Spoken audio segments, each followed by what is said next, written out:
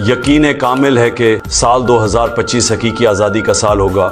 میں اپنی قوم کا شکریہ ادا کرتا ہوں جس نے باوجود فسطائیت کے وقت کے فرعونوں کے سامنے جھکنے سے انکار کیا۔ 8 فروری کو بھی اپنا واضح فیصلہ سنایا اور ایسی جماعت کو ووٹ دیا جس پر اس کا انتخابی نشان چھین کر عملاً پابندی لگا دی گئی تھی۔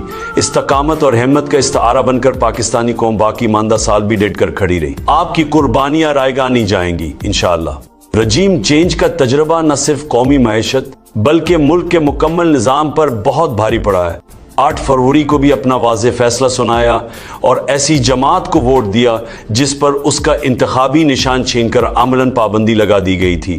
استقامت اور ہمت کا استعارہ بن کر پاکستانی قوم باقی ماندہ سال بھی ڈٹ کر کھڑی رہی۔ ملک کو اب تک اس کھلواڑ سے 42 ارب ڈالرز کا نقصان ہو چکا ہے۔ شرح نمو 6.1% سے سوکڑ کر 0.17% پر آ چکی ہے۔ اداروں اور انصاف کے نظام کو ناکارہ بنا دیا گیا ہے۔ فوجی عدالتوں سے سویلینز کی سزاؤں کے بیوقوفانہ فیصلوں نے عالمی برادری کو ملک پر تنقید کا ایک اور موقع فراہم کر دیا ہے۔ ملک میں رائج فسطائی رجیم نے قوم کو خوفزدہ کرنے کے لیے ہر قسم کے جابرانہ و آمرانہ حربے آزمائے، لیکن خوف کی ایک خاص مدت ہوتی ہے۔ اس نئے سال میں جبر و فسطائیت کے پہاڑ توڑنے والوں کا بھی شکریہ ادا کرنا چاہتا ہوں جنہوں نے قوم کے خوف کے بوت توڑنے میں اہم کردار ادا کیا۔ اب پورا نظام اپنے گھٹنوں پر آ چکا ہے اور اپنی نوشتہ دیوار شکست کو مختلف حربوں سے مؤخر تو کر سکتا ہے لیکن ٹال نہیں سکتا۔ فتح انشاءاللہ جمہور کی ہوگی اور بہت جلد ہوگی۔ بسم اللہ الرحمن الرحیم۔ ایاک نعبد و ایاک نستعین۔ قوم کو سال نو مبارک ہو۔ یقین کامل ہے کہ سال 2025 حقیقی آزادی کا سال ہوگا۔ میں اپنی قوم کا شکریہ ادا کرتا ہوں جس نے باوجود فسطائیت کے وقت کے فرعونوں کے سامنے جھکنے سے انکار کیا۔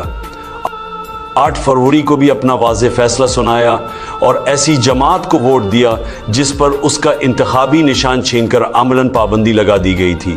استقامت اور ہمت کا استعارہ بن کر پاکستانی قوم باقی ماندہ سال بھی ڈٹ کر کھڑی رہی۔ آپ کی قربانیاں رائے گاہ نہیں جائیں گی انشاءاللہ۔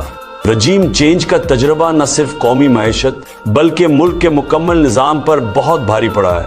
8 فروری کو بھی اپنا واضح فیصلہ سنایا اور ایسی جماعت کو ووٹ دیا جس پر اس کا انتخابی نشان چھین کر عملاً پابندی لگا دی گئی تھی۔ استقامت اور ہمت کا استعارہ بن کر پاکستانی قوم باقی ماندہ سال بھی ڈٹ کر کھڑی رہی۔ ملک کو اب تک اس کھلواڑ سے 42 ارب ڈالرز کا نقصان ہو چکا ہے۔